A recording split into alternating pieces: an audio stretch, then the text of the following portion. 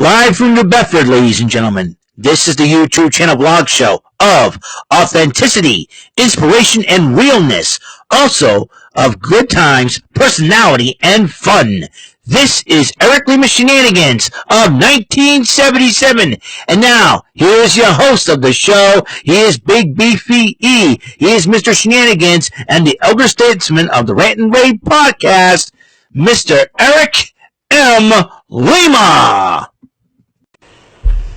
Thank you very much, Mr. Announcer, sir. Well, hello there, everyone. Welcome to yet another episode of Eric Lima Shenanigans in 1977. Now, today, on this episode, I'm going to do something a little differently. I never get a chance to do this because I thought it would be pretty cool, is to talk about a Ring of Honor event center. That's right. I have decided to do that. And I figured since TNA Impact was canceled because it was supposed to happen in South Carolina, in Spartanburg, but due to the effects of Hurricane Helene, the events were canceled. And since I couldn't do the best of, if I don't do best of shows, I figured I'd do a Ring of Honor event show, and I figured event center for the very first time, and I'm sure you folks out there who are Ring of Honor fans could appreciate it. So it started off with a trios matchup, proving ground match, so like an eliminator matchup. If you beat the champions in a non-title matchup, you get to get a shot at the titles. And a trios matchup, in this case, it would be Dustin Rhodes and Von Erich versus the Premier Athletes. Get this. It is, I do believe, Tony Nese, Arya Daivari, and Smart Mark Sterling. I'm not kidding. And Smart Mark Sterling I did meet and got a picture with. If you saw my Facebook page, as you know that for sure. And Dustin Rhodes and Von Erich did defeat the Premier Athletes. Women's action. Nyla Rose went one-on-one with Katie Arquette. I don't know if there's any relation with David Arquette, the former WCW World Champion. And Nyla Rose ended up winning that matchup. Meanwhile, the Minions in training had an emergency meeting with Athena, that Minion overlord. It seems like Lexi Nair and Athena want to celebrate Athena's accomplishments and all that with a celebration, but Billy Starks was not interested in it. And it seems like Billy Starks is very, very frustrated, and I think it's eating away at her too much. And it might be, and I had a feeling that I do believe that I think Billy Starks will probably end up challenging Athena for the women's world title down the road. But as as she walked away because she was really frustrated because nobody had her back when Abaddon was appearing and all that, and so Billy Starks is like, "Fine, I'm going home. See ya."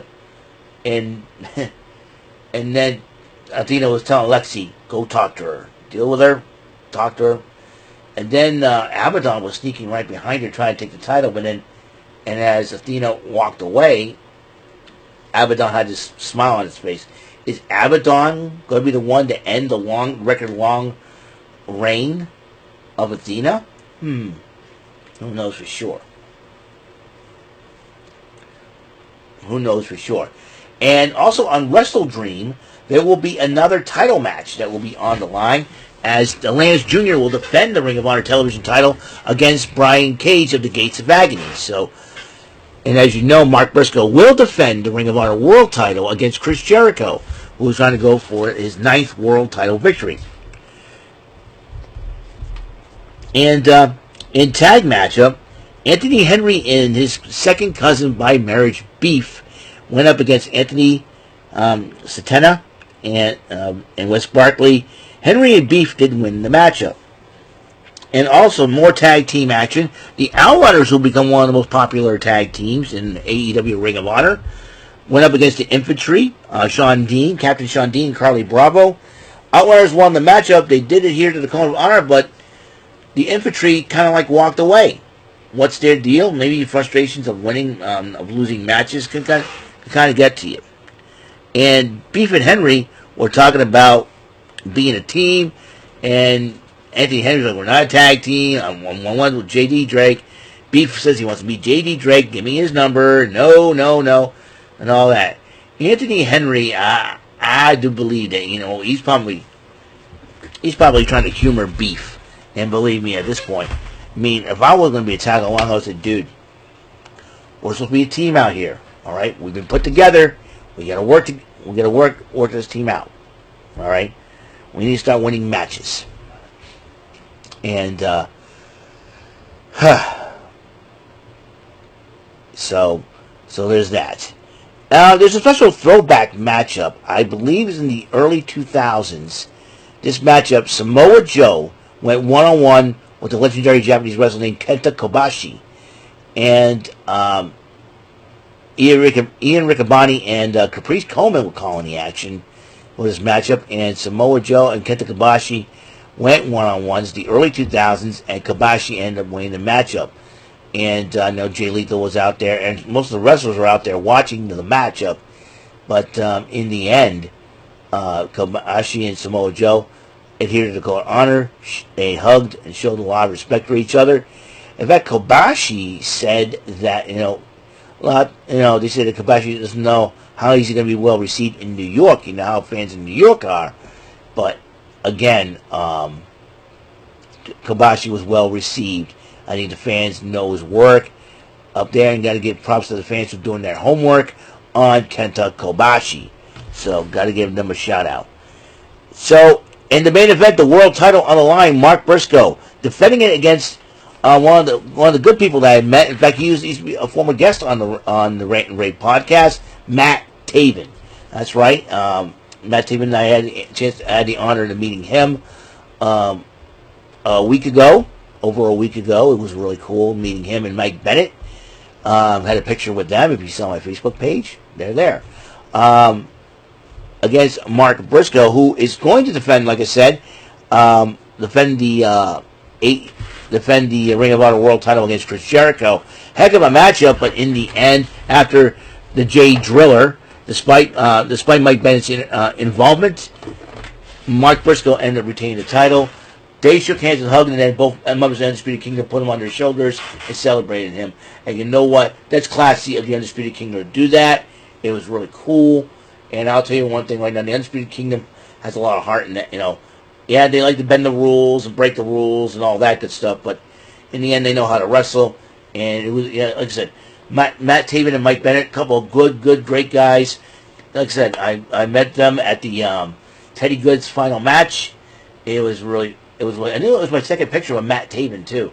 It was the first time I took a picture of Matt Taven. I think it was back in 2013 at the Whalen City Festival when he was with Casey Ray at the time as his valet. So that's a cool. But that was a cool moment seeing him once again. Really nice guy. Like meeting him three times. Third time I met Matt Taven. So it's really cool doing that. So that is before I conclude this video, I want to thank everybody for tuning in, and hopefully everybody understands the situation for Rant-N-Rave, Rant-Anniversary 5. Like I said, we didn't anticipate the hurricane that had to hit the south, and and I'm praying that everybody over there is okay as well. Really, I'm sure. This is the first Thursday that we, Rant-N-Rave, but we're postponing that till Monday. We'll have 2 episodes, so technically, it would be it's not a week off. So it's one of those things where, we wanted to get going with it, but then, Tom didn't have his internet as well, and so that kind of complicated things, and we decided, well, we'll postpone it to Monday, and that means Alex Paris will have to change his intro. We're going to have to ask him to do that for us, and it seems like I'm the one who's not taking a week off on my show. I never take a day off, except Sundays actually. But anyways, technically I never take a week off uploading videos and all that good stuff for you. So it'd be a great, huge deal. So what a day, what a night, what everything, it happens. So I'm just really excited about things happening and all that.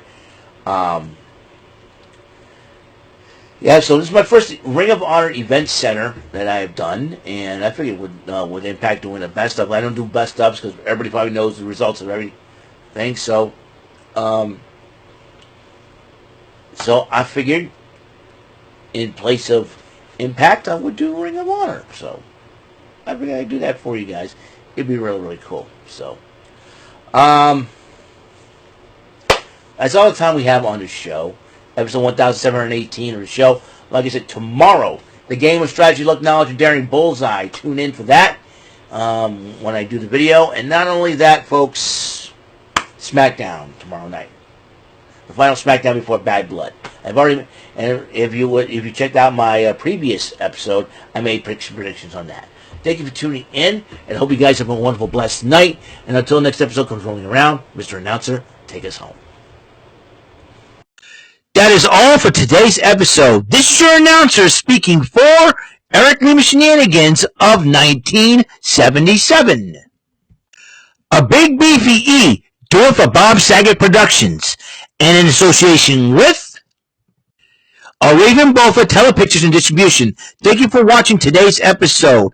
Tune in next time for another episode of Eric Lima Shenanigans of 1977. Goodbye for now.